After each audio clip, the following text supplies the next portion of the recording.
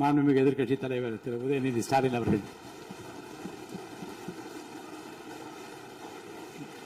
மாண்புமிகு பேரவைத் தலைவர் அவர்களே, பெருமை வாய்ந்த இந்த அவையில ஆளுநர் உரையின் மீது நன்றி தெரிவிக்கின்ற தீர்மானத்தில் பேசுகின்ற வாய்ப்பை தந்த பேரவைத் தலைவருக்கு முதலினுடைய நன்றியை தெரிவிச்சுக்கிறேன். அதுமாதிரி நம்முடைய மாண்பு முதலமைச்சர் அவர்களுக்கு திராவிட முன்னேற்ற கழகத்துடைய சட்டமன்ற உறுப்பினர்கள் அனைவரின் சார்பாகவும் எங்களுடைய பிறந்தநாள் வாழ்த்துக்களையும் நான் தெரிவிச்சுக்கிறேன்.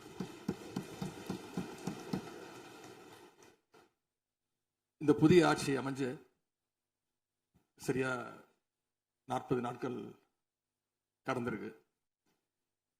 ஆளுநர் உரையின் போது நானும் எங்களுடைய சட்டமன்ற உறுப்பினர்களும் இந்த 40 நாட்கள்ல இந்த அரசு என்னென்ன பணிகள் செஞ்சிருக்கு, ஏதாவது திட்டங்கள் கொண்டு வந்திருக்காங்களா, ஏதாவது சாதனைகள் செஞ்சிருக்காங்களான்னு ஆவலோடு காத்துக்கிட்டு இருந்தோம்.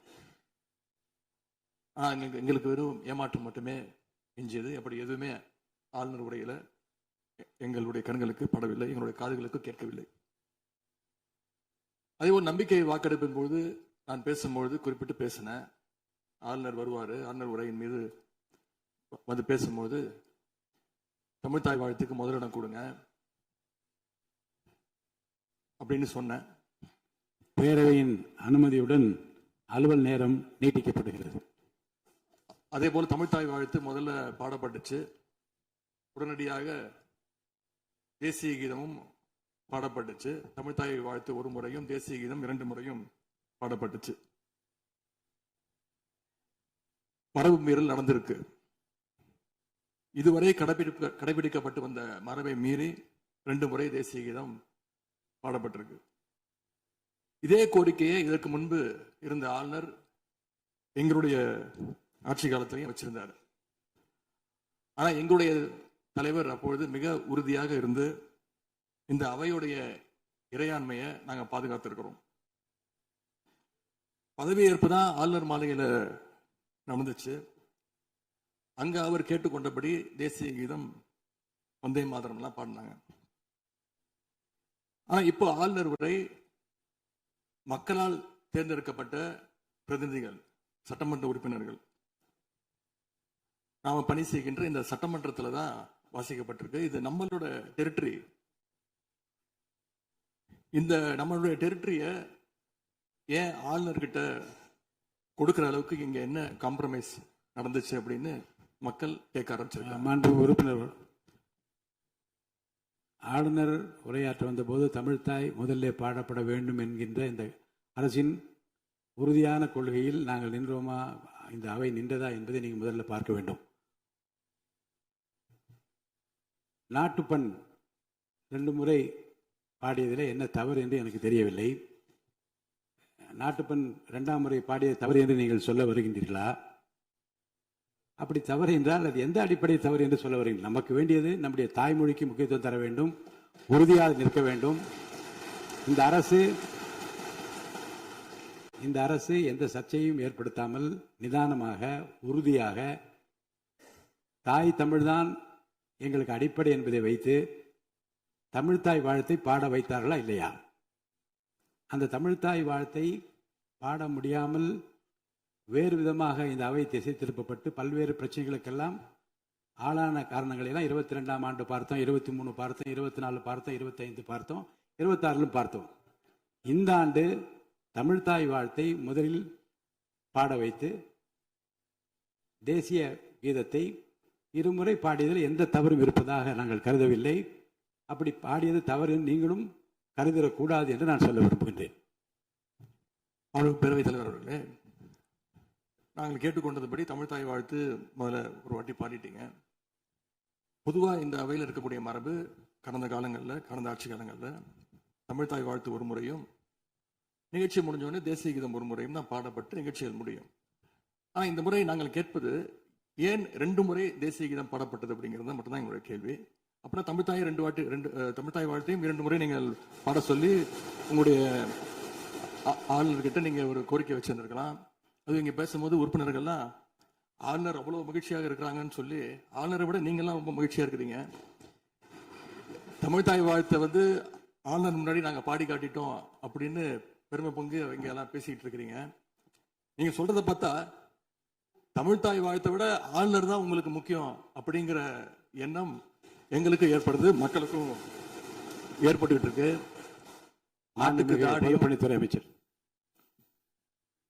மாண்புமிகு பேரவைத் தலைவர்களே, தமிழ்தாய் வாழ்த்து எங்களுடைய முதல்வருக்கு உயிருக்கு எந்த அளவிற்கு முக்கியமோ அதே அந்த அளவுக்கு நாங்கள் முக்கியத்துவம் தருவோம். மாண்புமிகு எதிர்க்கட்சி தலைவர் அவர்கள் நாங்களும் பேச விட மாட்டோம். இல்ல மாண்புமிகு நீங்க ஒத்துழைப்பு கொடுக்கலன்னா நாங்களும் பேச விட மாட்டோம். மாண்புமிகு அமைச்சர், நாங்கள் தமிழக அரசுடைய ஸ்டாண்ட நாங்க பேசுறோம். எங்களுக்கும் குரல் கொடுக்க தெரியும். இந்த அவை மாண்பை நாங்களும் பாதுகாக்கிறோம். மாண்புமிகு எதிர்க்கட்சி சொல்லக்கூடிய நோக்கம் தமிழக மக்களுக்கு தவறுதலா சொல்லக்கூடாதுங்கிற பதிவை நாங்கள் செய்கிறோம். எங்களுடைய முதலமைச்சருடைய எண்ணம் என்ன, தமிழக மக்களுடைய எண்ணமோ அதுதான் எங்களுடைய முதலமைச்சருடைய எண்ணம். கடந்த 3-4 வருடங்களாக தமிழ்தாய் வாழ்த்து இங்க பாடப்படல. ஆளுநரை எதிர்த்தீர்கள், வெளிநடப்பு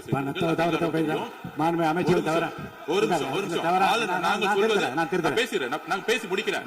ஆளுநர் முன்பு ஆளுநர் முன்பு அமைச்சர்கள் ஒண்ணு தமிழ்தாய் வாழ்த்து பாடப்பட்டது. இல்ல நான் சொன்னது, நான் கருத்து என்னன்னா ஆளுநர் முன்பு பாடப்பட்டது கிடையாது. அதுதான் நான் சொல்ல வரேன். நான் பேசிடுறேன். ஆளுநர் புறக்கணித்தார், அதற்கு பின்பு பாடப்பட்டது. ஒரு நிமிஷம் நான் பதிவு பண்ணி, ஒரே நிமிஷம் நான் பதிவு பண்ணிடுறேன். நான் எங்களுடைய பதிவை நாங்க பதிவு பண்ணிடுறோம். அதுல சொன்ன வார்த்தைகள் எங்களுக்கு கஷ்டமா இருந்துச்சு. காம்ப்ரமைஸ்ங்கிற வார்த்தை எங்களுக்கு கடினமா இருந்துச்சு. நாங்க திருப்பியும் நாங்க பதிவு பண்ணிக்கிறோம். எந்த விதமான காம்ப்ரமைஸும் கிடையாது. தமிழ்தாய் வாழ்த்தை முதலில் பாடப்பட்டது எங்களுடைய முதலமைச்சருடைய வெற்றி, தமிழக மக்களுடைய வெற்றிங்கிறத நாங்க பதிவு பண்ணி எந்த காம்ப்ரமைஸும் இங்க நடக்கல. அதை நாங்க பதிவு பண்றோம். மாண்பு உறுப்பினர் பேரவைத் தலைவர்களே, நாங்க மீண்டும் அதான் கேட்கிறோம். தமிழ்தாய் வாழ்த்து ஒரு முறை பாடிட்டீங்க, அதுக்கு வாழ்த்துக்கள். ஏன் தேசிய கீதம் 2 முறை பாடப்பட்டுச்சு? அப்ப ஆளுநர்கிட்ட நீங்க கோரிக்கை வச்சிருக்காங்கல்ல, நீங்க தேசிய கீதம் 2 முறை பாடப்படணும்னா நாங்க தமிழ்தாய் வாழ்த்து 2 முறை இல்ல 3 முறை நாங்க போடுவோம்னு சொல்லி அதை நீங்க செஞ்சு காட்டிருக்கணும். அதுதான் நான் கேட்கிறேன். உங்களுக்கு இப்ப ஆளுநர் முக்கியமா, தமிழ்தாய் வாழ்த்து முக்கியமா அப்படிங்கறத நான் இந்த அரசுகிட்ட நான் கேட்க விரும்புறேன். ஆட்டுக்கு தாடியும் நாட்டுக்கு ஆளுநரும் தேவையில்லைன்னு சொன்னவர் பேரறிஞர் அண்ணா அவர்கள். அவரை உங்க கொள்கை தலைவர் லிஸ்ட்ல அட்டாச்சும் பண்ணியிருக்கிறீங்க. ஆனா இன்னைக்கு ஆளுநரை தலையில வச்சு கொண்டாடிட்டு இருக்கீங்க. நான் கேட்க விரும்புவது, நீங்க எல்லாம் சேர்ந்து மாண்புமிகு எதிர்க்கட்சி தலைவர்களுக்கு ஒன்று சொல்றேன். ஆளுநருக்குரிய மரியாதை மட்டும்தான் தரப்பட்டது. யாரையும் தலையில வைத்து கொண்டாட வேண்டிய அவசியம் இந்த அரசுக்கு இல்லை. இந்த அவையை பொறுத்த வரைக்கும்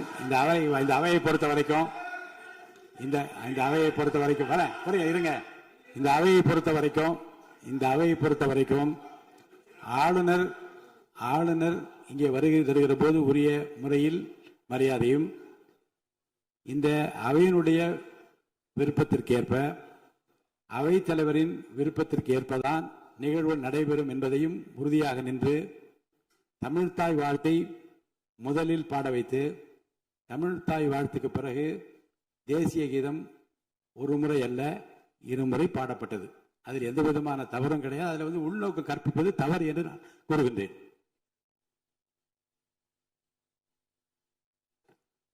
பேரவைத் தலைவர் அவர்களே,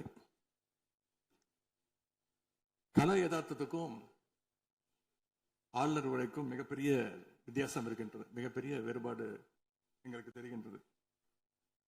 ஆளுநர் உரை என்பது அரசனுடைய கொள்கைகளை, திட்டங்களை, விஷன் அண்ட் மிஷன் ஸ்டேட்மெண்ட் அப்படின்னு சொல்லுவாங்க. அதன்படி அமைந்திருக்க வேண்டும்.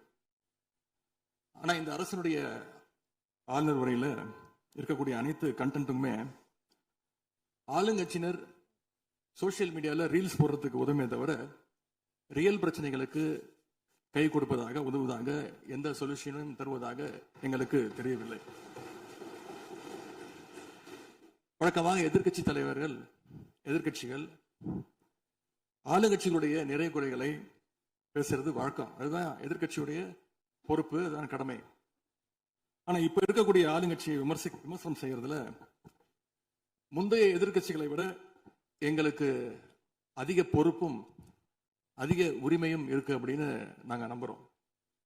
அதுக்கு காரணம் எங்களுடைய கூட்டணி கட்சியாக இருந்து எங்களுடைய உடன்பிறப்புகளுடைய வாக்குகளை வெற்றி பெற்றவர்களுடைய ஆதரவுல தான், எங்களுடைய தயவுல தான் இன்னைக்கு இந்த அரசு நடந்துகிட்டு இருக்கு என்பதை நீங்கள் கருத்து கொள்ள வேண்டும். இன்னும் சொல்ல போனா, நாங்க இன்னைக்கு எதிர்கட்சியில் வரிசையில மட்டும் இல்ல, ஆளுங்கட்சி வரிசையிலும் எங்களுடைய வாக்குகள் அமர்ந்திருக்கு. ஆனால் நான் மீண்டும் ஏற்கனவே சொன்னது மாதிரி, நாங்க வெறும் எதிரி கட்சியாக இல்லாமல் ஒரு ஆக்கப்பூர்வமான எதிர்கட்சியாக செயல்பட விரும்புகின்றோம். அந்த நிலைமையில இன்னைக்கு பல்வேறு பிரச்சனைகளை எடுத்து வைக்க விரும்புகின்றேன். முதல்ல, கடந்த 2 மாதங்களாக எங்களுடைய வேண்டுகோளை ஏற்று கலைஞர் மகளிர் உரிமை தொகையை 15ஆம் தேதி கரெக்டா மகளுடைய அக்கௌண்ட்ல போட்டதுக்கு எங்களுடைய நன்றியை நாங்க தெரிவிச்சுக்கிறோம்.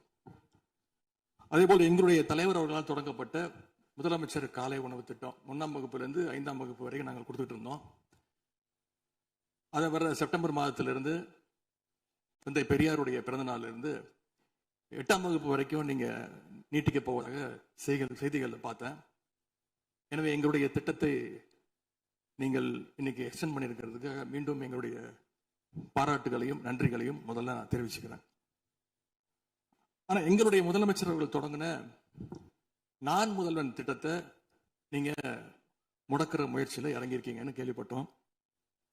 தமிழ்நாட்டில் இருக்கக்கூடிய ஒவ்வொரு இளைஞர்களும் அவங்களுடைய துறைகள்ல நான் முதல்வன் அப்படின்னு உருவாகணும் தான் எங்களுடைய தலைவர் இந்த திட்டத்தை கொண்டு வந்தாங்க. இந்த நான் முதல்வன் திட்டத்தில் மட்டும் பாத்தீங்கன்னா கடந்த 4 வருடங்கள்ல 41 லட்சம் மாணவர்கள் இதுல டைரக்டா பெனிஃபிட் அடைஞ்சிருக்கிறாங்க. நான் முதல்வன் திட்டத்தின் மூலம் பள்ளிக்கூடம் செல்கின்ற மாணவர்களுக்கு அடுத்து அவங்களுடைய ஹையர் ஸ்டடீஸ் என்ன, எப்படி படிக்கணும், எந்த கோர்ஸ் எடுக்கணும் அப்படின்னு அவங்களுக்கு கைடன்ஸ் கொடுத்துருக்கிறோம். அதே மாதிரி உயர்கல்வி படிக்கின்ற மாணவர்களுக்கு எங்க போய் வேலைக்கு சேரணும், அவங்களுடைய எம்ப்ளாய்மெண்ட் ஸ்டெபிலிட்டியை நாங்க ஸ்ட்ரென்த் பண்ணியிருக்கோம். முக்கியமா நான் முதல்வன் திட்டத்தின் மூலமா யூபிஎஸ்சி மாதிரியான சிவில் சர்வீசஸ் தேர்வுக்கு தயாரிக்கின்ற மாணவர்களுக்கு ஹாஸ்டல் வசதியோட பயிற்சியும் வழங்கப்பட்டிருக்கு. பிரிலிம்ஸ் தேர்வாளர்களுக்கு மாசம் 7,500 ரூபாய், மெயின்ஸ் தேர்வாளர்களுக்கு மாசம் 25,000 ரூபாய் கல்வி ஊக்கத்தொகையை இந்த நான் முதல்வன் திட்டத்தின் மூலம் எங்களுடைய அரசு கொடுத்துச்சு. அது மட்டும் இல்ல, டெல்லிக்கு இன்டர்வியூக்கு போயிட்டு வர்றதுக்கு அவங்களுக்கான போக்குவரத்து கட்டணத்தையும் அந்த செலவையும் அரசே ஏற்று இருக்கு நான் முதல்வன் திட்டத்தின் மூலமாக. சென்ற ஆண்டு மட்டும் தமிழ்நாட்டில் இருந்து யூபிஎஸ்சி கிளியர் பண்ண 60 பேர்ல 56 மாணவர்கள் இந்த நான் முதல்வன் திட்டத்தின் மூலம் பயன்பெற்றவாங்க. அதுல நான் இன்னும் குறிப்பிட்டு சொல்லணும்னா, ஆல் இண்டியா லெவல்ல செகண்ட் பிளேஸ் பிடிச்ச சகோதரி ராஜேஸ்வரி நான் முதல்வன் திட்டத்தில் பயன்பெற்றவங்க. இப்படிப்பட்ட நான் முதல்வன் திட்டத்தை கைவிட வேண்டிய அவசியம் என்ன அப்படிங்கிறது முதலமைச்சர் அவர்கள் தன்னுடைய பதிலுரையில கூற வேண்டும்னு நான் விருப்பப்படுறேன்.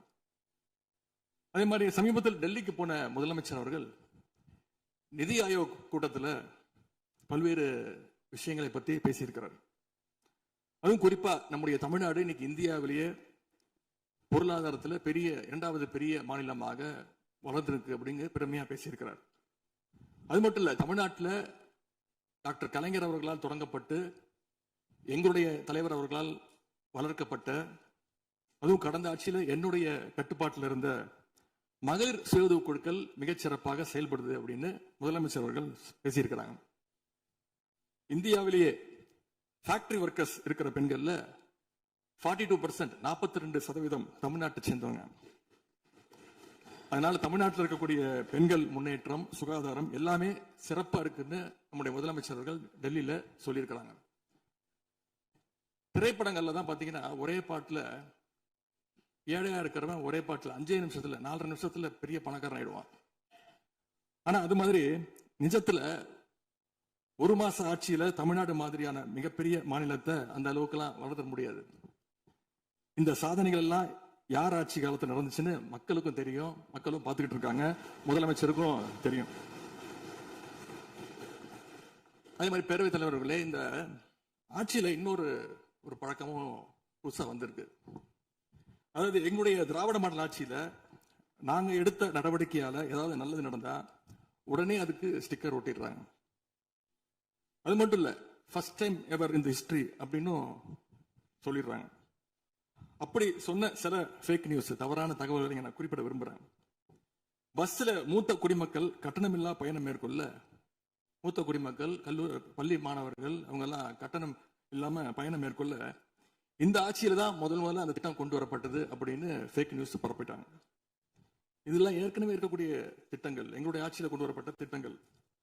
அது மட்டும் இல்ல, அரசு பள்ளியில் வழங்கப்படுகின்ற ஸ்கூல் பேக்ல முதலமைச்சரோட புகைப்படம் இல்லாம இப்பதான் முதல்ல வழங்குறோம் அப்படின்னு ஃபர்ஸ்ட் டைம் இந்த ஹிஸ்டரி அப்படின்னு டேக் போட்டு ஃபேக் நியூஸை தொடர்ந்து பரப்பிட்டு இருக்கிறாங்க. இதெல்லாம் எங்களுடைய திராவிட முன்னேற்ற கழகம், எங்களுடைய திராவிட மாடல் அரசுல எங்களுடைய முதலமைச்சர் கொண்டு வந்த திட்டங்கள். இப்படி இவங்க ஸ்டிக்கர் ஒட்டின லிஸ்ட் மிகப்பெரிய லிஸ்ட். இன்னொரு முக்கியமான விஷயம் பத்தி இந்த நேரத்தில் பதிவு செய்ய விரும்புறேன். அறநிலையத்துறையின் அசையும் மற்றும் அசையா சொத்துக்களின் வருவாய் அதன் புனிதமான நோக்கத்திற்கு மட்டுமே பயன்படுத்தப்படும் அப்படின்னு ஆளுநர் உரையில இடம்பெற்றிருக்கு. இந்த கருத்தை பார்க்கும் பொழுது அறநிலையத்துறையே இருக்கக்கூடாது அப்படின்னு சொல்ற பாஜகவுடைய குரலாகத்தான் தாவேக அரசும் சொல்லுதா அப்படிங்கிற சந்தேகம் எங்களுக்கு வருது. பாஜகவும் வலதுசாரிகளும் சொல்றது இதுதான். அறநிலையத்துறை பள்ளி கல்லூரிகளை நடத்தக்கூடாது, அறநிலையத்துறை பள்ளி கல்லூரிகள் நடத்தக்கூடாது அப்படின்னு சொல்லிட்டு இருக்கிறாங்க. இதுக்காக வழக்கும் தொடர்ந்து இருக்கிறாங்க. இந்த நிலைப்பாடு திருமண மண்டபங்கள், வணிக வளங்களோடு நிற்குமா, இல்ல கல்வி நிறுவனங்களுக்கும் இந்த கண்டிஷன்ஸ் அப்ளை செய்யப்படுமா? மாண்புமிகு அறநிலையத்துறை அமைச்சர்கள்.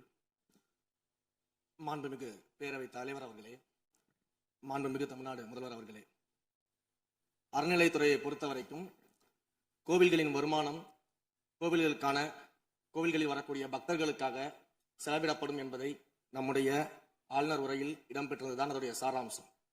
இன்னொன்று, சமீபத்தில் வெளியிடப்பட்ட திருமண மண்டபங்கள் மற்றும் வணிக வளாகங்கள், அந்த பணிகள் துவங்கப்படாத பணிகள் நிறுத்தப்பட்டது என்பது, இந்த பணிகளை பொறுத்த வரைக்கும் நாம் ஆராய்ந்த வரைக்கும் அந்த கோவில்களில் பொதுமக்களுக்கு தேவையான அடிப்படை வசதிகள், பொதுமக்களுக்கு தேவையான தங்குமிட வசதிகள், பொதுமக்கள் பக்தர்கள் வரப்போது அவர்களுக்கு தேவையான அடிப்படையிலான கழிப்பறை வசதிகள் போன்ற இந்த வசதிகளை மேம்படுத்துவதை காட்டிலும் இவர்கள் கமர்ஷியலாக கோவில்களுக்கு திருமண மண்டபங்கள் கட்டுவதிலும் வணிக வளாகங்கள் கட்டுவதிலும் அதன் மூலமாக வருவாய் ஈட்டுவதை மட்டுமே குறிக்கோளாக வைத்துக் கொண்டு இந்த திட்டங்களை துவங்கியதன் காரணமாக மேலும் அதன் மீது பல்வேறு நீதிமன்ற வழக்குகள், ஸ்டே ஆர்டர்ஸ் இருப்பதனால நாம் அதையெல்லாம் ரத்து செய்து அறிவிச்சிருந்தோம்.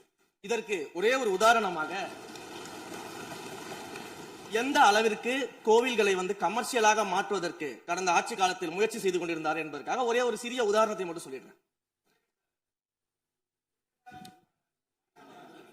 அருள்மிகு குன்னூரில் இருக்கக்கூடிய அருள்மிகு விநாயகர் திருக்கோயில், ஏறத்தாழ அந்த கோயில்கள் இருந்து கோயில் நிதியை பயன்படுத்தி 10 கோடி ரூபாய் மதிப்பில ஒரு மல்டி லெவல் கார் பார்க்கிங் வசதியை அந்த கோயிலுக்கு ஏற்படுத்துவதற்கான திட்டத்தை இந்த அரசு அனுமதித்திருக்கிறது.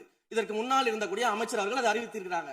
அந்த கோயில்ல ஒட்டுமொத்தமாக மாதத்திற்கு வரக்கூடிய பக்தர்களின் எண்ணிக்கையே 500 தான் ஆவரேஜா. அதே போல அந்த கோவில்களுக்கு அடிப்படையில கழிப்பறை வசதி கூட கிடையாது. இது மட்டும் இல்ல, குன்னூர் மற்றும் உதகையை சுற்றி இருக்கக்கூடிய அனைத்து பகுதிகளிலும் இருக்கக்கூடிய 50 கோவில்கள்ல பேசிக்கா இருக்கக்கூடிய டாய்லெட் ஃபெசிலிட்டிஸ் கூட அங்க இருக்கக்கூடிய கோயில்களுக்கு கிடையாது. அப்படிப்பட்ட இடங்கள்ல கோயில் நிதியை பயன்படுத்தி எதற்காக மல்டி லெவல் கார் பார்க்கிங் தேவைப்படுது? அப்ப இது கமர்ஷியல் திட்டங்கள் இல்லையா?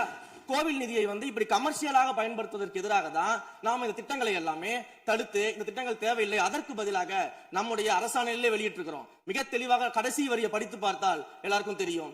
இந்த கோவில் நிதியை பயன்படுத்தி கோவிலும் பக்தர்களும் பயன்பெறக்கூடிய வகையில மாற்று திட்டங்களை உருவாக்கும்ன்ற வரியை நம்ம மென்ஷன் பண்ணியிருந்தோம்.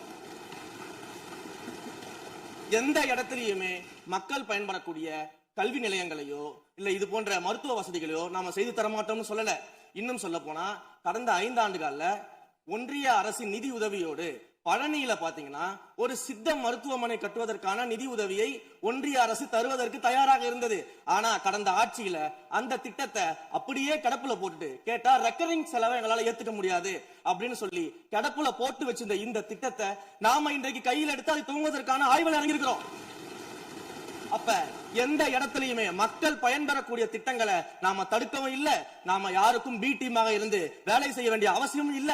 கோயில்களின் நிதியை ஒரு காலமும் கமர்ஷியலாக பயன்படுத்த வேண்டிய அவசியமும் மாண்புமிகு தமிழ்நாடு முதலமைச்சர் தலைமையிலான தமிழக வெற்றி கழகத்தின் ஆட்சிக்கு தேவையும் இல்லை.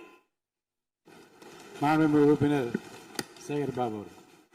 மாண்புமிகு பேரவைத் தலைவர் அவர்களே, இந்து சமய அறநிலைத்துறை கொடைகள் என்ற ஒரு சட்டம் இருக்கின்றது. அந்த சட்டத்தில் விதி 69 என்ற குறிப்பிடப்பட்டிருக்கின்ற அந்த பணிகள் சட்ட விதிகளுக்கு உட்பட்டு சட்டத்தின் 36 பிரிவிலிருந்து தான் இந்த பணிகள் மேற்கொள்ளப்பட்டன.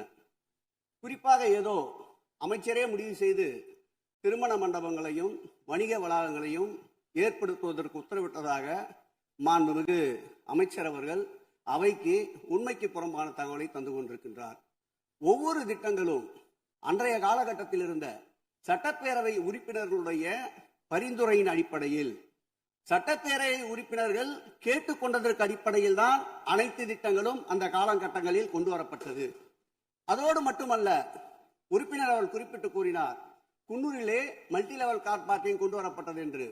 அங்கே இருக்கின்ற 56 கோயில்களையும் நான் குன்னூரிலே 5 நாட்கள் ஊட்டியிலே முகாமிட்டு அனைத்து கோயில்களுக்கும் நேரடியாக சென்று ஆய்வு செய்தோம். அந்த ஆய்வின் அடிப்படையில் அந்த திருக்கோயில்களுக்கு வருகின்ற பக்தர்களுடைய அடிப்படை தேவைகளுக்கு வருமானத்தை உயர்த்துவதற்காக குன்னூருக்கு சுற்றுலாவிற்கு வருகின்ற மக்களுடைய வாகனங்கள் போதிய அளவிற்கு பார்க்கிங்களுக்கு இடமில்லாமல் தவிர்க்கின்ற சூழ்நிலையில் அங்கே மல்டி லெவல் பார்க்கிங் கொண்டு வந்தால் நகராட்சி பரிந்துரையின் அடிப்படையில் வருமானம் பெருகும்.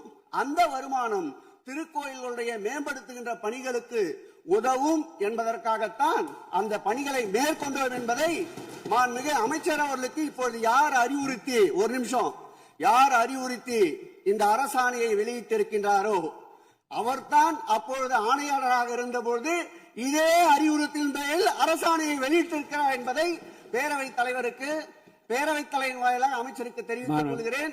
மேலும் அவர் கூறுவதற்கு எனக்கு பாயிண்ட் ஆஃப் ஆர்டர்ல பதில் கூறுவதற்கு அனுமதிக்க வேண்டும். மாண்புமிகு பேரவைத் தலைவர் அவர்களே, குன்னூரில் இருக்கக்கூடிய அந்த விநாயகர் கோயிலுக்கு சொந்தமான இடத்துல மல்டி லெவல் கார் பார்க்கிங் அமைப்பதற்கு ஏற்கனவே அங்க இருக்கக்கூடிய நகராட்சி நிர்வாகம் ப்ரப்போசல் வழங்கிய போது அந்த நகராட்சி நிர்வாகத்திடம் நம்முடைய நிலத்தை குத்தகைக்கு கொடுத்து அதன் மூலமாக இருக்கக்கூடிய வருவாயை வைத்துக் கொண்டு நாம் முடிந்த வரையில் நம்முடைய கோயில்களுக்கு தேவையான அடிப்படை வசதிகளை நாம் செய்து கொடுக்கலாம். ஆனால் கோயில் நிதியவே 10 கோடி எடுத்து அங்கு மல்டி லெவல் கார் பார்க்கிங் வந்து எந்த விதமான பொதுமக்களும் பக்தர்களும் கேட்கல. பக்தர்களும் பொதுமக்களும் கேட்பதெல்லாம் கோயிலுக்குள்ளே சென்று மனநிறைவோடு தரிசனம் செய்துவிட்டு வெளியே வரும்பொழுது அவர்களுக்கு தேவையான அடிப்படை வசதிகளை தான் பக்தர்கள் கேட்டுக் கொண்டிருக்கிறார்கள். அதை செய்தாலே போதுமானது.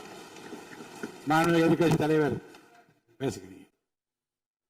மாண்பு போதுங்க, நீங்க சொன்னீங்க விளக்கம் சொல்லி திருப்பி இதை நான் அனுமதிக்க முடியாது. மாண்பு எதிர்க்கட்சி தலைவர் பேசுங்க. வேண்டாம், போதும், நீங்க பதில் சொல்லிட்டீங்க. பாருங்க, மல்டி லெவல் கார் பார்க்கிங் தேவைன்னு இல்லைன்னு சொன்னாரு, ஏன் போட்டு நீங்க சொல்லிட்டீங்க. அதோட விவாதம் முடிந்தது. மாண்பு எதிர்க்கட்சி தலைவர் பேசுங்க. நீங்க திரும்ப எதுக்கு பாயிண்ட் பாடுற? இனிமே எதிர்க்கட்சி தலைவர் பேசி முடிக்கிற வரைக்கும் குறுக்கீடுகள் அவசியம் இருந்தால் அனுமதிப்பேன், அனுமதிக்க முடியாது. எதிர்க்கட்சி தலைவர் பேசலாம்.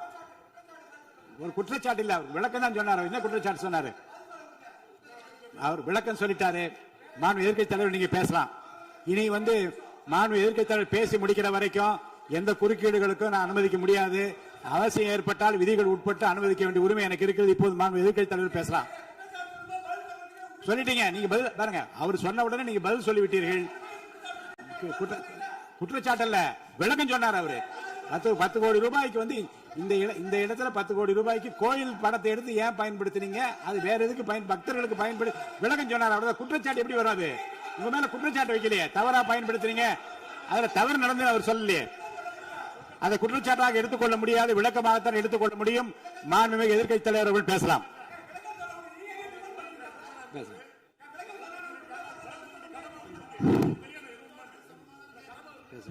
அவை முன்னவர். மாண்புமிகு பேரவைத் தலைவர்களே, அவை முன்னவர்கள் அதற்கான விளக்கத்தை சொல்லியிருக்கிறார்கள். இந்த அறநிலையத்துறை அமைச்சர் அவர்கள் விளக்கத்தை சொன்னார்கள்.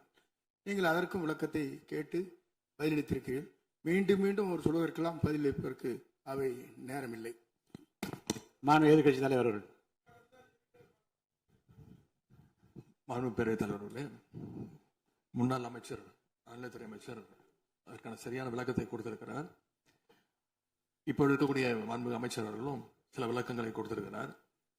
கார் பார்க்கிங் ஃபெசிலிட்டி என்பதும் ஒரு அத்தியாவசிய தேவைதான். அது ஒன்றும் தேவையில்லாத எல்லாருமே இப்போ கார் வச்சிருக்கிறாங்க, கோயிலுக்கு வரவங்க கார்லேயும் தான் வருவாங்க. எனவே அதுவும் ஒரு தேவைப்படுகின்ற ஒரு வசதி தான். நான் கேட்டுக்கொள்வதெல்லாம், எங்களுடைய ஆட்சியில் அறநிலையத்துறை சார்பாக 4 கல்லூரிகளை திறந்திருக்கிறோம். ஆண்டுக்கு 1500 மாணவர்கள் படிச்சுட்டு இருக்கிறாங்க. அதெல்லாம் நீங்க தொடர போறீங்களா, இல்லை அந்த திட்டத்தை கைவிட போறீங்களா அப்படிங்கிறது தான் உங்களுடைய நிலைப்பாடு என்ன என்பதுதான். மாண்புமிகு உறுப்பினர் சொல்லிட்டார். அதாவது ஏற்கனவே கல்லூரிகள் மற்ற அமைப்பில் எந்த விதமான தடையெல்லாம் அதையும் நாங்கள் தொடருவோம் என்ற வார்த்தை அவர் பேசும்போது குறிப்பிட்டிருக்கிறார். நன்றி. மாண்பு பேரவைத் தலைவர் அவர்களே, தமிழ்நாட்டில் இருக்கக்கூடிய 12 மாநகராட்சிகளிலும் தூய்மை பணி செய்வதை தனியார் மயம் செய்ய போகிறதாக தொலைக்காட்சிகளையும் பத்திரிகைகளையும் தொடர்ந்து செய்திகள் வந்து கொண்டிருக்கிறது.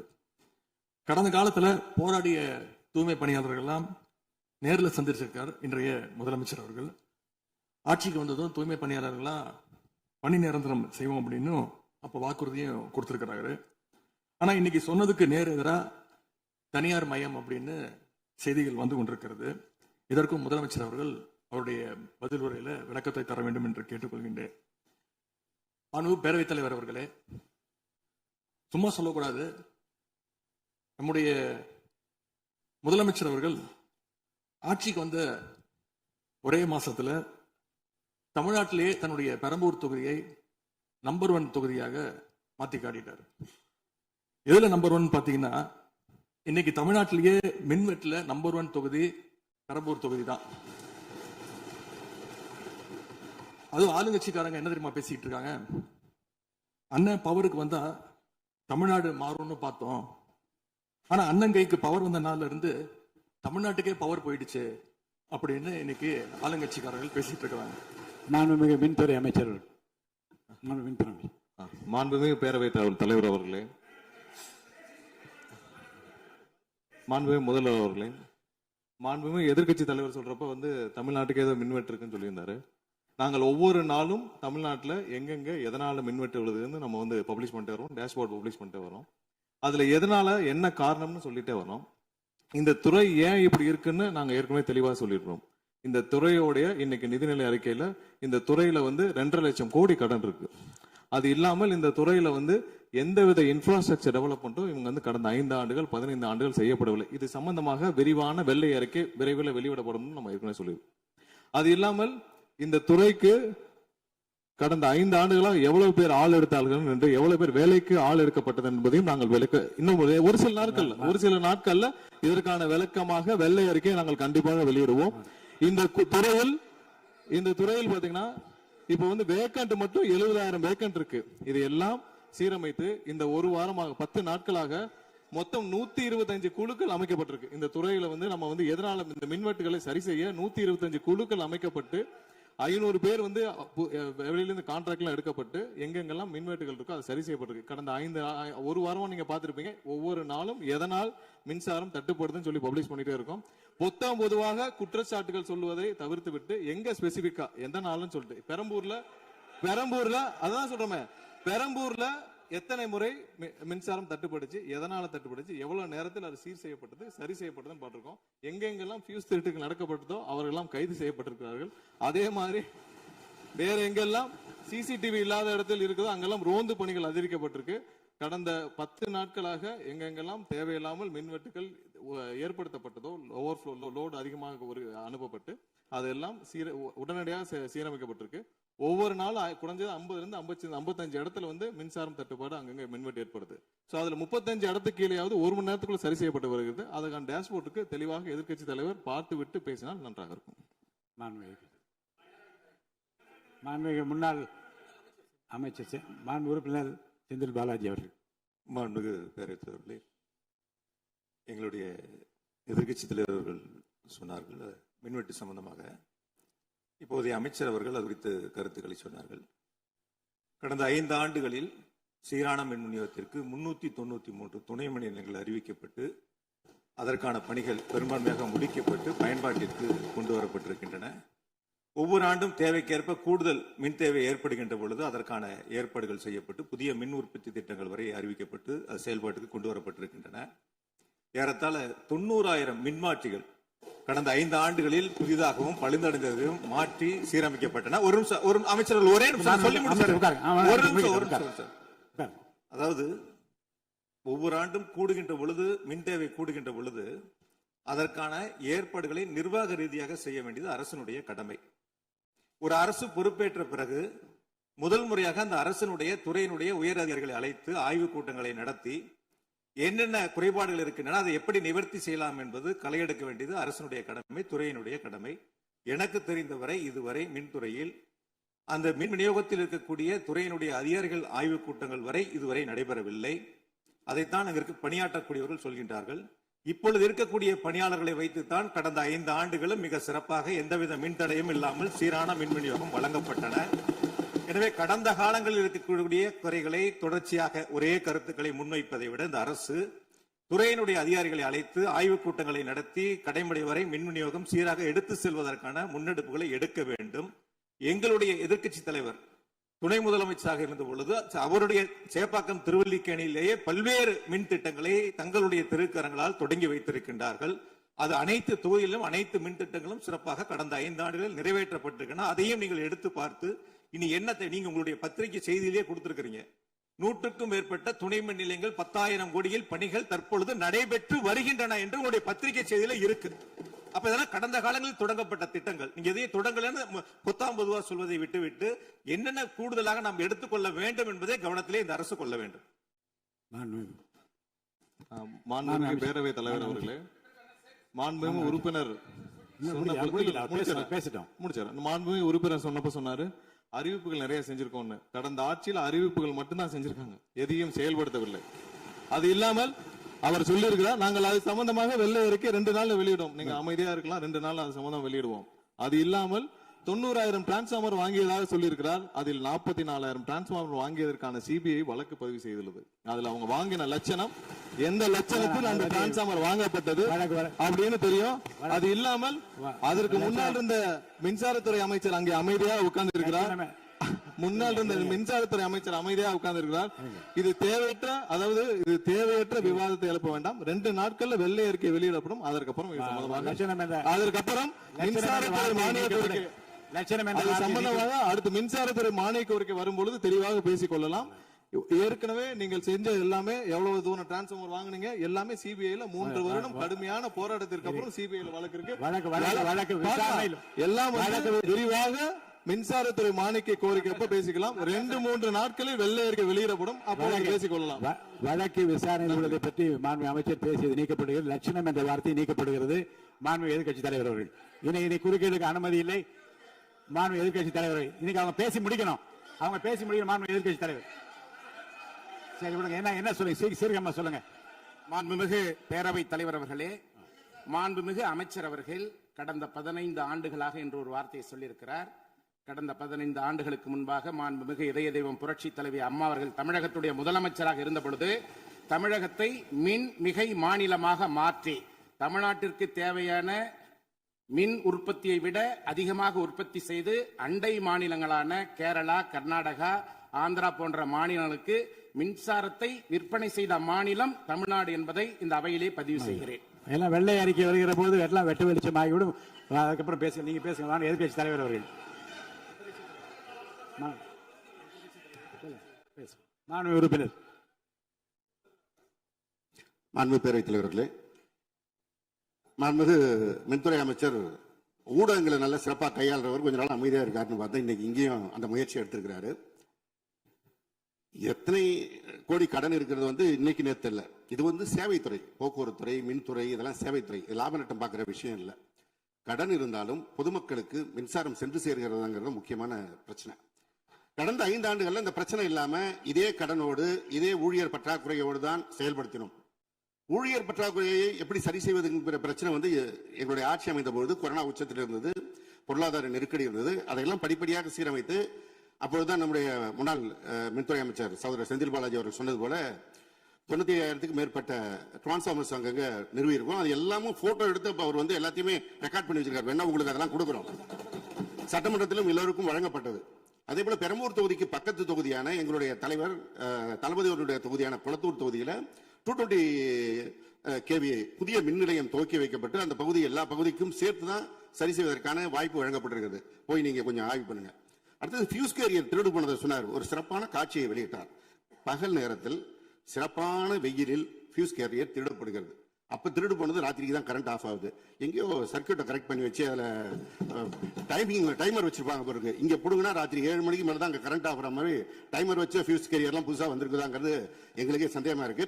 பேரவைத் தலைவர் அவர்களே கொஞ்சம் இருங்க. ஒரு புகார் சொல்லுகிற போது இந்த ஃபியூஸ் கேரியர் முன்னவர் மாண்புமிகு பேரவைத் தலைவர் அவர்களே, முன்னாள் மின்துறை அமைச்சர் விளக்கத்தை சொன்னார். அதையே நீங்கள் கோடிட்டு நீங்களும் பல்வேறு விளக்கங்களை சொல்வது இந்த சபையில் உடைய நேரத்தை போக்குவது மட்டுமல்ல, சபைக்கு மீண்டும் உங்களுக்கு பதிலளிக்க வேண்டிய நேரம் இருக்கிறது. எதிர்க்கட்சி தலைவர் அவர்கள் பேச வேண்டிய நேரம் இருக்கிறது. ஆகவே நீங்கள் இந்த நேரத்தை தவிர்த்து நீங்கள் பேசுகிற போது இந்த கருத்துக்களை சொல்லலாம். மாண்புமிகு எதிர்க்கட்சி தலைவர் அவர்கள் நீங்க பேசலாம். முடிச்சிட்டீங்க. ஃபியூஸ் கேரியர் திருடு போறது மட்டும் இல்ல, தனிப்பட்ட நபர்களுடைய மோட்டார்ல இருக்கிற காப்பர் வயருக்காக திருடுவது என்பது காலங்காலமாக நடந்து வருவது. ஏதோ ஃபியூஸ் கேரியர் வந்து அதுல இருக்கிற காப்பருக்காக திருடினாங்கன்னு இப்போ ஒரு கண்டுபிடிப்பை வெளியிட்டு இருக்கீங்க. இது தனியாருக்கு நடப்பது, அரசுக்கும் நடப்பது. ஆனால் அந்த ஃபியூஸ் கேரியர் எந்த நேரத்தில் திருடப்பட்டது என்ற காட்சியை நீங்கள் தான் வெளிப்படுத்தினீர்கள். அதற்கும் இதற்கும் சம்பந்தம் இல்லை. எனவே வெளியில பேசுற மாதிரியே சபையில் பேச வேண்டாம் என்பதை தயவு செய்து கேட்டுக்கொள்கிறேன். நேரத்தை பத்தி அவை முன்னவர் சொன்னீங்க. நம்முடைய அவைத்தலைவர் 50 நிமிஷமா பேசிட்டு இருக்காரு. நாளில் ஒரு பகுதி நேரம் அண்ணன் தான் பேசிட்டு இருக்காரு. அப்படி திருப்பி பேசுங்க. மாண்புமிகு எதிர்க்கட்சி தலைவர் அவர்களே, அவைத்தலைவரை பற்றி சொல்லவே கூடாது, சபையில் இடம்பெறக்கூடாது என்பதை தெரிவித்துக் கொள்கிறேன். எதிர்க்கட்சி தலைவர் அவர்கள். மாண்புமிகு பேரவைத் தலைவர் அவர்களே, நான் கேட்டுக்கொள்வதெல்லாம் நீங்க இந்த மின்வெட்டு பிரச்சனையால தமிழ்நாட்டை இருட்டாக்கி முதலீடுகளை கோட்டை விட்டுறாதீங்கன்னு தான் உங்களை எல்லாம் கேட்டுக்கொள்கின்றேன். அதே மாதிரி நம்முடைய மின்சாரத்துறை அமைச்சர் வந்து 2 நாட்கள் பொறுமையா இருங்கன்னு சொல்லும்போது எனக்கு அடுத்த 2 நாட்களுக்கு தமிழ்நாட்டில் மின்சாரம் இருக்குமா இல்லையா, இல்ல நாங்க எல்லாம் பொறுமையா இருக்கணும்னு அதை சிம்பாலிக்கா சொல்றாரா அப்படிங்கிற சந்தேகம் எனக்கு இருக்கு. இன்னைக்கு எங்க பார்த்தாலும் அறிவிக்கப்படாத ஒரு மின்வெட்டாக இருக்கு. குடும்பங்கள்லாம் குழந்தைங்களை கூப்பிட்டு வந்து சாலை மறியலில் ஈடுபட்டு இருக்காங்க. சில நாட்களுக்கு முன்பு எங்களுடைய திராவிட முன்னேற்ற கழகத்தின் சார்பாக ஒரு பொதுக்கூட்டம் அம்பத்தூர்ல ஒரு பொதுக்கூட்டம் ஏற்பாடு பண்ணியிருந்தோம். அங்க வந்து எங்களுடைய முன்னாள் அமைச்சர், இப்போ சட்டமன்ற உறுப்பினர் அண்ணன் தங்கம் தென்னரசு அவர்கள் சிறப்பு பேச்சாளராக போயிருந்தார். அவர் பேச ஆரம்பிச்சோடனே கரண்ட் கட் ஆயிடுச்சு. 30 நிமிஷம் வரைக்கும் காத்திருந்து நான் என்ன பண்ணிட்டோம், பொதுக்கூட்டத்தை அரசுக்கு எதிரான ஒரு ஆர்ப்பாட்டமா மாத்தி, கரண்டே வரல, ஆர்ப்பாட்டமா நடத்தி முடிச்சிட்டோம். அது மட்டும் இல்லை, இன்னைக்கு தமிழ்நாட்டில் பல்வேறு இடங்கள்ல, திருவண்ணாமலையில கிரிவல பாதையில மக்கள் போறப்போ தினசரி பவர் கட் பண்றாங்க. அவங்களுடைய பாதுகாப்பை இன்னைக்கு ஒரு மிகப்பெரிய ஒரு கேள்விக்குறியா ஆக்கி வச்சிருக்கு இந்த அரசு. செங்கல்பட்டு அருகே சூனாம்பேடுல கருப்பாயி அப்படிங்கிற 75 வயது மூதாட்டி, அவங்க உடம்பு சரியில்லை, வீட்டுல வெண்டிலேட்டர் சப்போர்ட்ல இருந்தப்போ பவர் கட் ஏற்பட்டு மூச்சு திணறி இறந்து போயிட்டாங்க. பவர் இல்லைன்னு தொகுதி எம்எல்ஏ போய் கேட்கலான்னு பார்த்தா எம்எல்ஏ யாருன்னு மக்களுக்கு தெரியல. நிறைய பேருக்கு இங்க இருக்கக்கூடிய எல்லாம், நான் தவறா சொல்ல, எல்லாமே புதுமுகங்கள். நமக்கே பாரு போய் வெளில பார்க்கும்போது இவர் எம்எல்ஏவா இல்லையா அப்படின்னு தெரியல, உள்ள வந்தா தான் தெரியுது. முன்னெல்லாம் புயல் மழை நேரத்துல ஸ்கூலுக்கு லீவ் விடுவாங்க. ஆனா இந்த ஆட்சி அமைஞ்ச பிறகுதான் முதல் முறையா கரண்ட் இல்லைன்னு ஸ்கூல்ஸ்க்கு லீவ் விட ஆரம்பிச்சிருக்காங்க. சென்னை, பெரம்பூர் மற்றும் வியாசர்பாடியில கடந்த ஜூன் 9ஆம் தேதி அன்னைக்கு 4 தனியார் பள்ளிகளுக்கு கரண்ட் இல்லைன்னு லீவ் விட்டாங்க. முன்னாடி மழை வர்றப்பெல்லாம் ஸ்கூல் பசங்க டிவி ஆன் பண்ணி இன்னைக்கு ஸ்கூல் இருக்கா இல்லையான்னு தெரிஞ்சுப்பாங்க. ஆனா இப்பெல்லாம் டிவி ஆன் பண்ண முடியலன்னு தெரிஞ்சுக்கிறாங்க, சரி இன்னைக்கு கரண்ட் இல்லை, இன்னைக்கு ஸ்கூல் லீவ் தான் அப்படின்னு. ஸோ ஒரு மிகப்பெரிய ஒரு அட்வான்ஸ் டெக்னாலஜி இந்த அரசு உருவாக்கி இருக்கு. எதிர்கட்சியான எங்க பொதுக்கூட்டத்துல தான் பவர் கட் ஆகுதோன்னு நான் கூட நினைச்சிட்டு இருந்தோம், வருத்தப்பட்டோம். ஆனா அமைச்சரவையில இடம்பெற்றிருக்கக்கூடிய விடுதலை சிறுத்தைகள் கட்சியுடைய தலைவரான அண்ணன் திரு தொல் திருமாவளவன் அவர்களும் பவர் கட்ல பாதிக்கப்பட்டிருக்கிறார். விடுதலை சிறுத்தைகள் கட்சியுடைய தலைமையகத்துக்கு முன்னாள் ஒன்றிய அமைச்சர் முன்னாள் அமைச்சர் அண்ணன் ப சிதம்பரம் அவர்கள் போயிருக்காரு. ஒரு உள்ள போனோடனே கரண்ட் கட் ஆயிடுச்சு. கிட்டத்தட்ட 1 மணி நேரம் 2 பேரும் இருட்டிலே உட்காந்து பேசியிருக்கிறாங்க. கரண்ட் வருமா வராதான்னு, ஏசி ஓடல, வேர்த்து கொட்டி 2 பேரும் பேசிட்டு இருந்திருக்காங்கன்னு அண்ணன் திருமாவர்களே பதிவு போட்டிருக்கிறார். இந்த ஆட்சியில தமிழ்நாட்டுடைய தலைநகரத்துக்கு இதுதான் நிலைமை. பவர்ல ஷேரிங் கொடுத்த ஆளுங்கட்சியால அவங்க அமைச்சரவையில் இருக்கக்கூடிய கட்சியுடைய அலுவலகத்துக்கு பவர் கொடுக்க முடியாம இன்னைக்கு தடுமாறிட்டு இருக்கிறாங்க. ஏன் இன்னும் சொல்ல போனா 2 நாளைக்கு முன்னாடி ஆளுங்கட்சியோட ஹெட் ஆபீஸ்லயே கரண்ட் கட் ஆயிடுச்சு. அப்போ அங்க வந்தவங்க எல்லாம் ஆளுங்கட்சியா இருந்தும் பனையூர்லயே பவர் இல்லையன்னு புலம்பிட்டு போனதாக தகவல் வந்திருக்கு. ஆக மொத்தம் இன்னைக்கு தமிழ்நாடு லிட்டரலா ஒரு இருட்டுல மூழ்கி கிடக்குது. மின்வெட்டால இன்னைக்கு பல நிறுவனங்கள் முடங்கி போயிருக்கு. குறிப்பா MSME சொல்லப்படுற குறு சிறு நிறுவனங்கள் எல்லாம் என்ன பண்றதுன்னு தெரியாம புலம்பிட்டு இருக்கிறாங்க. ஏற்கனவே மேட்டூர்ல ஜூன் 12ஆம் தேதி நீங்க தண்ணி திறந்து விட்டுருக்கணும், திறந்து விடல. மின்வெட்டால மோட்டார் பம்பு செட்டு மூலமும் விவசாயம் பண்ண முடியலன்னு விவசாயிகள் இன்னைக்கு போராடிட்டு இருக்கிறாங்க. மின்வெட்டுக்கு ஒவ்வொரு நாளும் ஒவ்வொரு விளக்கத்தை இந்த அரசு சார்பாக கொடுத்துட்டு இருக்கிறீங்க. லோடு அதிகமா இருக்குன்னு சொன்னாங்க. இன்னும் ஒரு படி மேல போய் இன்னைக்கு ஃபியூஸ் கேரியர் எடுத்துட்டு போயிடுறாங்கன்னு சொல்லிட்டு இருக்கிறாங்க. இப்படி சொன்னதும் இந்த ஆட்சிக்கு வெளியில இருந்து ஆதரவு கொடுக்கக்கூடிய மார்க்சிஸ்ட் கம்யூனிஸ்ட் கட்சியை சேர்ந்த எழுத்தாளர் திரு ஆதவன் தீட்சணே அவர்கள் ஒரு பதிவு போட்டிருக்கிறார். என்ன தெரியுமா எழுதியிருக்கிறாரு? கேரியரின் உச்சத்தில் ஆரம்பித்து டிஃபன் கேரியர்ல போய் நின்று இன்னைக்கு ஃபியூஸ் கேரியர்ல முடிந்திருக்கக்கூடிய ஆட்சி அப்படின்னு திரு ஆதவன் தீட்சண்டே எழுத்தாளர் மார்க்சிஸ்ட் கம்யூனிஸ்ட் கட்சி அவர் சேர்ந்தவர் பதிவு போட்டிருக்கிறார். பவர் கட்டுக்கு இவங்க சொல்ற காரணங்கள் எதையுமே மக்கள் ஏத்துக்கலன்னு தெரிஞ்சதும் இவங்களோட வழக்கமான ஒரு ஆயுதத்தை கையில் எடுத்துட்டாங்க. என்ன தெரியுமா அது ஆயுதம்? எல்லாத்துக்கும் திமுக தான் காரணம் அப்படின்னு சொல்றது. இப்ப பவர் கட்டுக்கும் திமுக தான் காரணம்னு சொல்ல ஆரம்பிச்சுட்டாங்க. இப்படி பழி போடுறதுல காட்டுற வேகத்தை பவரை மீண்டும் கொண்டு வரதுல காட்டினா கொஞ்சம் சிறப்பா இருக்கும். எங்க ஆட்சியில ஏற்படாத மின்வெட்டு இந்த ஆட்சியில தொடர்ந்து இவ்வளவு அதிகமாக ஏற்பட என்ன காரணம்? அரசுடைய நிர்வாக திறமையின்மையா இல்ல உண்மையிலேயே ஏதாவது டெக்னிக்கல் இஷ்யூஸ் இருக்கா? அப்படி ஏதாவது இருந்தா அதை தீர்க்க இந்த அரசுக்கு இன்னும் எத்தனை நாள் தேவைப்படும்? இந்த நிலைமை தொடராம இருக்க என்ன நடவடிக்கை எடுக்க போறீங்கன்னு முதலமைச்சர் அவர்கள் தன்னுடைய பதிலுரையில சொல்லணும். ஒரே ஒரு ஆறுதல், ஒரே ஒரு மகிழ்ச்சியான செய்தி என்னன்னா, ஆளுநர் உரையின் பொழுது சட்டமன்றத்துல பவர் கட் ஆகல. அதுக்கு இந்த அரசை பாராட்டலாம்னு நான் நினைச்சேன். அப்படி நினைக்கும் போது பாத்தீங்கன்னா சட்டசபை நிகழ்ச்சியை லைவ்ல கட் பண்ணிட்டாங்க. இன்னைக்கு லைவ்ல வந்துட்டு இருக்கா அப்படின்னு எனக்கு தெரியல, கொடுத்திருக்கிறதா சொன்னாங்க. மனு பேரவைத் தலைவர் அவர்களே, எங்களுடைய திராவிட மாடல் ஆட்சி நடந்தப்போ 5 வருஷமும் நாங்க குறுவை சாகுபடிக்காக மேட்டூர்ல இருந்து சொன்ன தேதியில தண்ணீர் திறந்து விட்டுருக்கிறோம். ஆனா புதிய அரசு ஆட்சிக்கு வந்திருக்கக்கூடிய இந்த சமயத்துல மேட்டூர் அணையில நீர் திறக்கிற அளவுக்கு அங்க தண்ணீர் இல்லை. குறிப்பா ஜூன் மாசத்துல 9.91 TMC தண்ணீரை தமிழ்நாட்டுக்கு திறந்து விடணும்னு காவிரி நதிநீர் மேலாண்மை ஆணையம் கர்நாடகாவுக்கு உத்தரவு போட்டது. ஆனா இந்த நிமிஷம் வரைக்கும் அந்த உத்தரவை கர்நாடகா நிறைவேற்றல. அதை நிறைவேற்ற முதலமைச்சர் என்ன செய்ய போறாருன்னு பதிலுரையில சொல்லணும். அதேபோல் டெல்டாவில் 6 லட்சம் ஹெக்டர் அளவுக்கு குறுவை சீசன்ல குறுவை சாகுபடி ஆகும். இந்த முறை மேட்டூர் அணையில தண்ணீர் திறக்காதனால அரசு அறிவிச்சிருக்கக்கூடிய குறுவை சிறப்பு தொகுப்பு ஸ்பெஷல் பேக்கேஜ் 134 கோடி ரூபாய்க்கு அறிவிச்சிருக்கீங்க. அது பத்தலன்னு இன்னைக்கு விவசாயிகள் போராடிட்டு இருக்கிறாங்க. சிறப்பு தொகுப்பு கஷ்டத்தை போக்காது, உரிய நிவாரணத்தை விரைவா அறிவிக்கணும்னு விவசாயிகள் எல்லாம் போராடிட்டு இருக்கிறாங்க. அதனால் டெல்டா விவசாயிகளின் சார்பாக ஒரு கோரிக்கையை முதலமைச்சர் அவர்களுக்கு வைக்க விரும்புகிறேன். தமிழ்நாடு முழுக்க போராடி இருக்கக்கூடிய அனைத்து விவசாய சங்க பிரதிநிதிகளையும் அழைச்சு முதலமைச்சர் அவசரமாக ஒரு ஆலோசனை கூட்டத்தை நடத்த வேண்டும். காலதாமதம் இல்லாம விரைவா அந்த கூட்டம் நடத்தப்பட வேண்டும்னு கோரிக்கை வைக்கிறேன். அவங்களுடைய கோரிக்கைகளை நிறைவேற்றி கொடுக்கிறதுக்கான அனைத்து நடவடிக்கைகளையும் அரசு எடுக்க வேண்டும். விவசாயிகளுக்கு இன்னொரு பெரிய பிரச்சனையும் ஏற்பட்டிருக்கு. தேர்தலுக்கு முன்பு நீங்க சொன்ன வாக்குறுதி 5 ஏக்கர் வரைக்கும் நிலம் வச்சிருக்கிற விவசாயிகளுக்கு முழுமையான பயிர்க்கடி தள்ளுபடின்னு நீங்க தான் சொன்னீங்க. ஆனா விவசாயிகளை இன்னைக்கு சிறு குறு விவசாயிகள்னு பிரிச்சு அதுலயே நிறைய ஸ்லாப்ஸ் ஏற்படுத்தி வச்சிருக்கீங்க.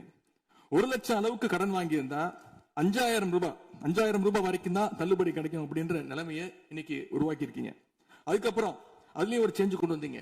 75,000 ரூபாய் வரைக்கும் வாங்கினவங்களுக்கு முழு தள்ளுபடின்னு சொல்லியிருக்கிறீங்க.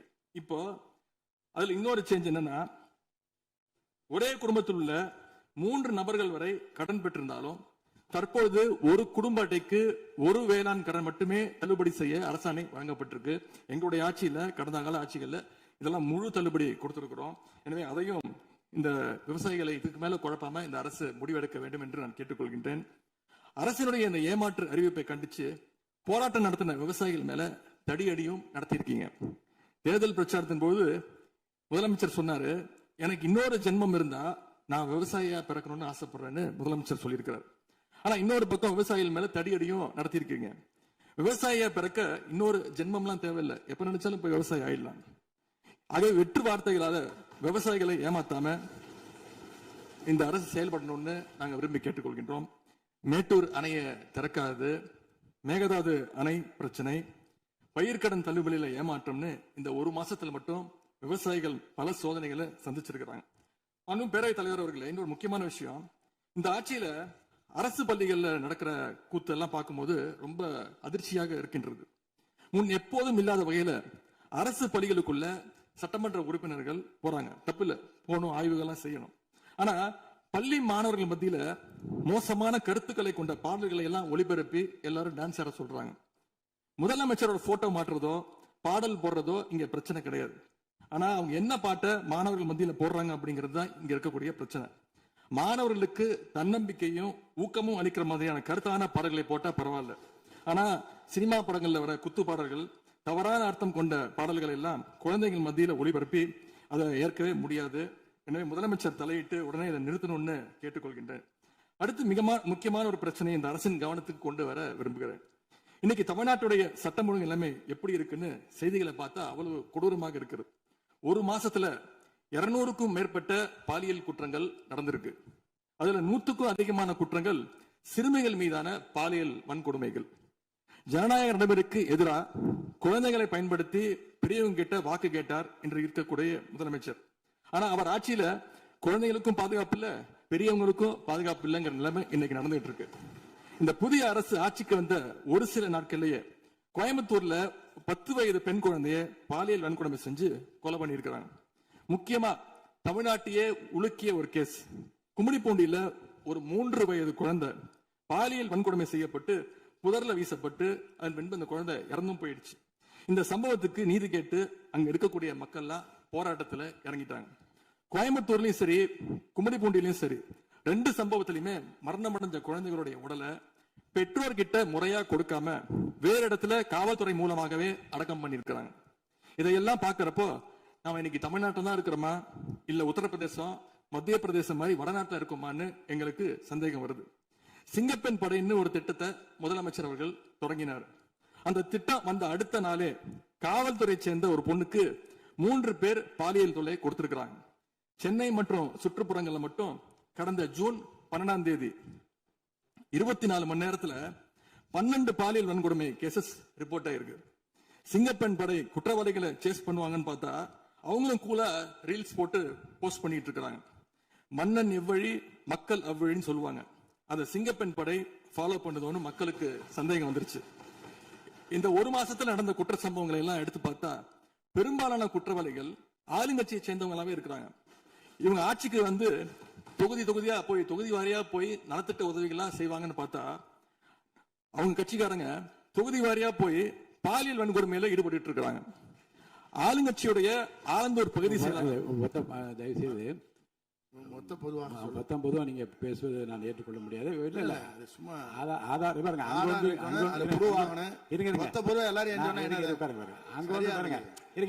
உட்காருங்க.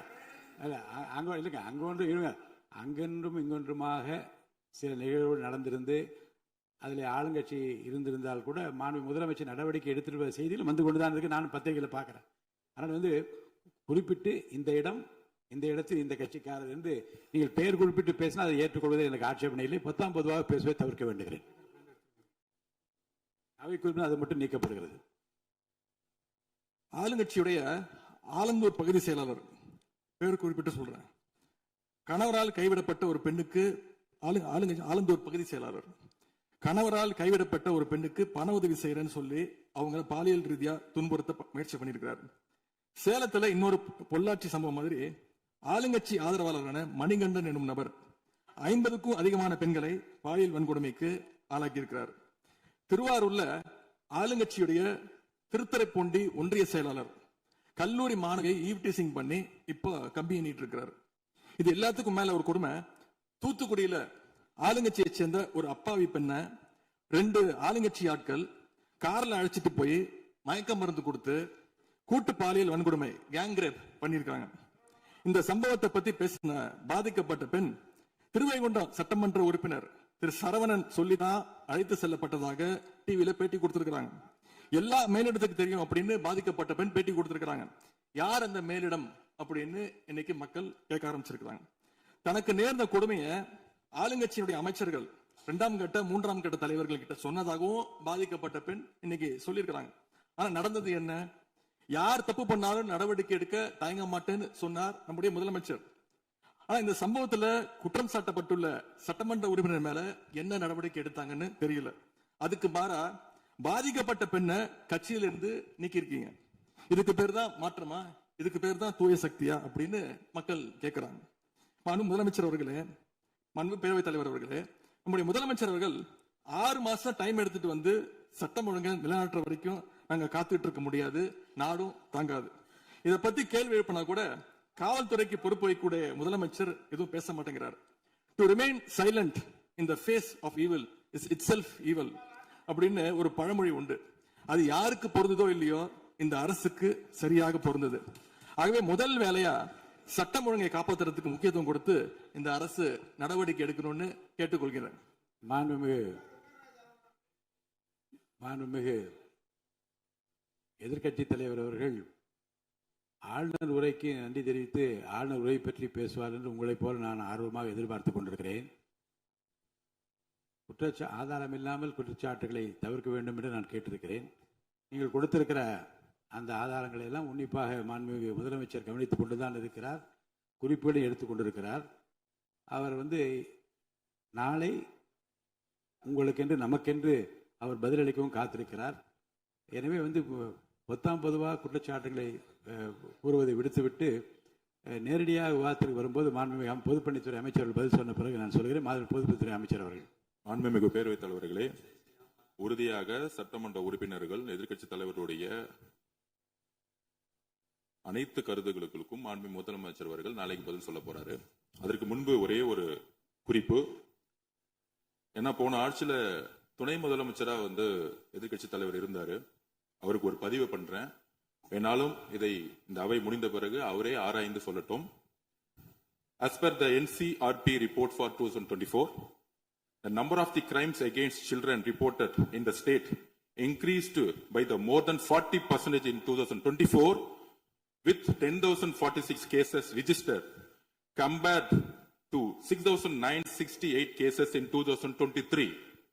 அன்றைக்கு திராவிட முன்னேற்ற கழகத்துடைய முதலமைச்சராக இருந்த திரு மு க ஸ்டாலின் அவர்களுடைய ஆட்சியில், நீங்கள் டெப்டி சிஎம்மாக இருந்த ஆட்சியில் 2023 இருந்து 2024க்குள் ஒரு வருடத்தில் 40% போஸ்கோ ஆக்ட், அதாவது குழந்தைகளுக்கு பாதிப்பு ஏற்பட்டது. யாரோட அறிக்கைன்னா NCRP. இதற்கு முக்கிய காரணம் ட்ரக்ஸ். 6 வருடங்களுக்கு முன்பு ட்ரக்ஸ் தமிழ்நாட்டில் கிடையாது, இது எல்லோருக்கும் தெரியும். ஆனால் இந்த 5 வருடத்தில் ட்ரக்ஸுக்கான பிரச்சனைகளை எத்தனை முறை ரிவ்யூ மீட்டிங் போட்டு சரி செய்யப்பட்டது. அன்று டெப்டி சிஎம் இருந்தவர் இந்த 40% கிட்டத்தட்ட 6,968 இருந்து 10,046 காசா இன்க்ரீஸ் ஆயிருக்கு. உங்களுடைய ஆட்சியில எந்த நேரத்தில் டெப்டி சிஎம் இருந்து இந்த போஸ்கோ வழக்குகளை நீங்கள் ரிவ்யூ மீட்டிங் பண்ணி குறைச்சீர்கள்? நாங்கள் இந்த 40 நாள்ல கடுமையாக ரிஃபார்ம்ஸ் பண்ணிட்டு இருக்காரு எங்களோட முதலமைச்சர். ஒட்டுமொத்த காவல்துறை ரிஃபார்ம்ஸ் ஒர்க் நடந்துட்டு இருக்கு. அதுல சிங்கப்படைன்னு ஒரு கேலி கிண்டல் பேசுற மாதிரி பேசிட்டு இருக்கீங்க. அதுக்கான ரிஃபார்ம்ஸ் பண்றதுக்கு என்ன டைமோ அந்த டைம் எடுத்துட்டு ஒர்க் பண்ணிட்டு இருக்கோம். காவல்துறையுடைய ஒட்டுமொத்த ட்ரக்ஸ் இஷ்யூ கடந்த 5 வருடங்களாக நீங்க சரி செய்யல. அந்த ட்ரக்ஸ் எதிர்கொள்றவங்க தான் ரேப் பண்ணப்படுறாங்க. நீங்க சொல்றீங்க தமிழக வெற்றி கழகத்தோட ஆளுங்கட்சின்னு. திராவிட முன்னேற்ற கழகத்துல எத்தனை பேர் 2 வயசு குழந்தைகளை ரேப் பண்ண திராவிட முன்னேற்ற கழகம் ஆதாரம் இல்லாம நீங்களும் ஆதாரம் இல்லாம சொல்லக்கூடாது. ஆதாரம் இருக்கு. பேரை சொல்லுங்க, ஊரை சொல்லுங்க, எந்த வழக்கு போலீஸ் ஸ்டேஷன் சொல்லுங்க. ஆதாரம் நீங்க சொல்லக்கூடாது. பேரவைத் தலைவர்களே, ஆதாரத்தை நாளைக்கே நான் சப்மிட் பண்றேன். நாளைக்கே சப்மிட் பண்றோம். அதாவது நாங்கள் பதிவு பண்ணுவது, நாங்கள் என்ன இல்ல நான் பேசி முடிச்சிடுறேன். நான் பேசி முடிச்சிடுறேன். நாங்க பேசி முடிச்சிடுறோம், அதுக்கப்புறம் கருத்து சொல்ல. அதாவது ஒரு கட்சியில நான் பேசி முடிச்சிடுறேன். ஒரு கட்சியில கோடான கோடி மெம்பர்ஸ் இருப்பாங்க. 1 கோடி பேர், அவங்க 2 கோடி பேர் சொல்லுவாங்க. நாங்க அது மாதிரி 1 கோடி பேர் 2 கோடி பேர் சொல்லுவோம். அதுல சில பேர் செய்யக்கூடிய தவறுகளை உடனடியாக கவனித்து வரும் பொழுது யாரெல்லாம் தவிர உடனடியாக கைது செய்யப்பட்டிருக்காங்க. இது திமுக, அதிமுக மித்த கட்சி பிரச்சனைகள் கிடையாது. எந்த நபர் தவறு செய்தாலும் கட்சியின் அடிப்படையில் எந்த சட்டம் ஒழுங்கு கிடையாது. எங்களுடைய மாண்புமிகு முதலமைச்சருடைய தலைமையில் சட்டம் ஒழுங்கு நேர்மையான முறையில் மாற்றப்பட்டிருக்கு, கட்சிக்கு அப்பாற்பட்டு. இதை நாங்கள் பதிவு செய்கிறோம். அதனால மாண்புமிகு துணை முதலமைச்சர் அவர்கள் எந்த அளவுக்கு போஸ்கோ கேஸும் ட்ரக்ஸோட இஷ்யூஸும் 2021-26 அதிகமாகிறத உங்களுடைய ஆய்வை நீங்கள் மேற்கொள்ளுங்கள், எழுதி வைத்துக் கொள்ளுங்கள்.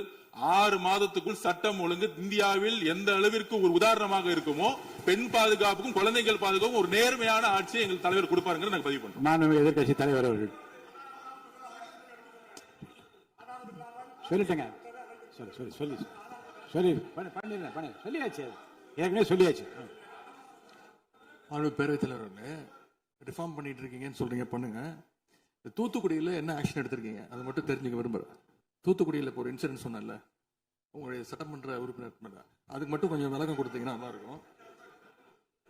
அதேபோல தமிழ்நாட்டுக்கு வர வேண்டிய மிகப்பெரிய தொழில் முதலீடுகள் எல்லாம் இன்னைக்கு பக்கத்து மாநிலங்களுக்கு போகிறதாக பத்திரிகையிலையும் மேகசின்ஸ்லையும் தொடர்ந்து செய்திகள் வந்துகிட்டு இருக்கு. தொழில்துறை கைடன்ஸ் தமிழ்நாடு அமைப்புகள்ல முந்தைய ஆட்சியில் இருந்தக்கூடிய அதிகாரிகளை திடீர்னு மாத்தினதும் ஒரு தவறான முடிவுன்னு நாங்கள் கருதுறோம்.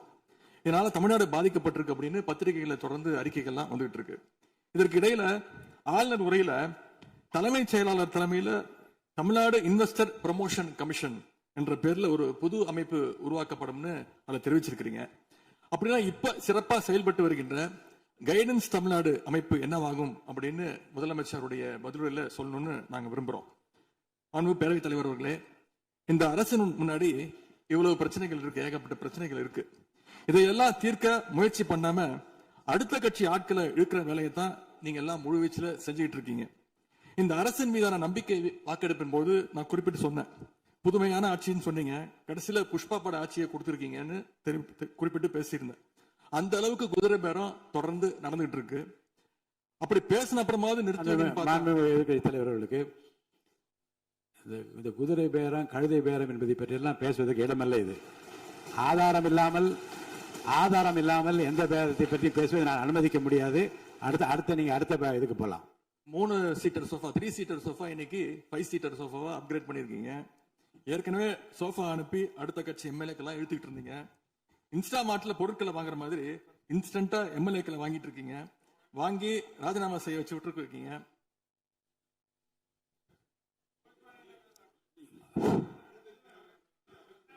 இல்ல நான் என்ன சொல்றேன், எந்த பேரத்தை பற்றி இங்க பேச அனுமதி கிடையாதுன்னு தான் நான் சொல்றேன். நீங்க உதாரணம் சொல்லுங்க, திடீர்னு எடுத்தோடனே குதிரை பேரன்னு சொல்வது, அப்புறம் இன்னொரு பேரம் என்று சொல்லி மாண்புமிகு உறுப்பினர் வந்து சோஃபான்னு சொல்றாரு. நான் என்ன சொல்றேன்னா, எதையும் சொல்லுவதற்கு இந்த அவைக்கு உரிமை உண்டு. ஆனால் சொல்லுவதிலே உண்மை இருக்க வேண்டும். உண்மைக்கு மாறான தகவல்களுக்கு இங்க இடமில்லை. ஏன்னா அர்த்தம் இருக்குல்ல. அப்ப நீங்க ஏதோ ஒரு அர்த்தம் உள்நோக்கத்தோடு சொல்லப்படுற நீங்க சோஃபா என்று சொல்வதற்கு நீங்க ஒரு உள் அர்த்தத்தோடு ஒரு வார்த்தையை சொல்லுகின்றீர்கள், நகைத்தும் கொள்ளுகிறீர்கள். அப்ப மக்கள் அதை பற்றி என்ன நினைப்பார்கள்? சற்று விளக்கமாக பாருங்க. ஆதாரம் இல்லாமல் சொல்லப்படுகிற எந்த வார்த்தைக்கும் எந்த குறிப்புக்கும் இங்க இடமில்லை. மாண்புமிகு எதிர்க்கட்சி தலைவர், நீங்க தொடர்ந்து பேசலாம்.